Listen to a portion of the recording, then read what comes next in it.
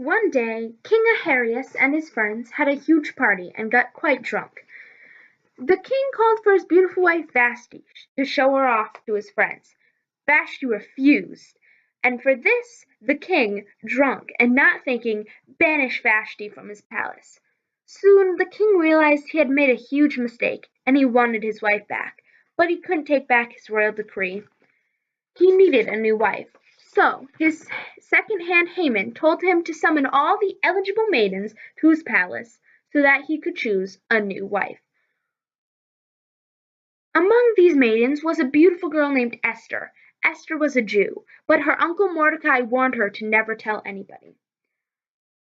The maidens were presented to the king one by one, and he rejected them all. Even the ones who most people would call beautiful, he scoffed at. Until Esther came before him. He immediately proclaimed that she would be his wife. Meanwhile, Mordecai was working with Haman, the king's second-hand man, who had everyone bow whenever he passed by. Mordecai refused because he would only bow to God. This made Haman hate Mordecai. So, Haman took out his plot against not only Mordecai, but all Jews. Haman tricked the king into signing a royal edict that on one specific date anyone could kill and take the land of any Jew. Meanwhile, Mordecai found out about a plot against the king's life. He told Esther so that she could warn the king. Esther ran to tell the king and was able to warn him of the plot against his life, and credited Mordecai.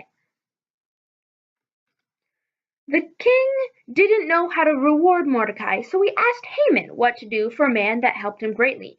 Haman, thinking the king was talking about him, told him to host a parade and let him wear the king's crown. When Haman found out he was talking about Mordecai and not himself, he was furious. Mordecai found out about Haman's plot to kill all the Jews, and he told Esther. Esther, not knowing what to do, decided to invite Haman and the king to dinner.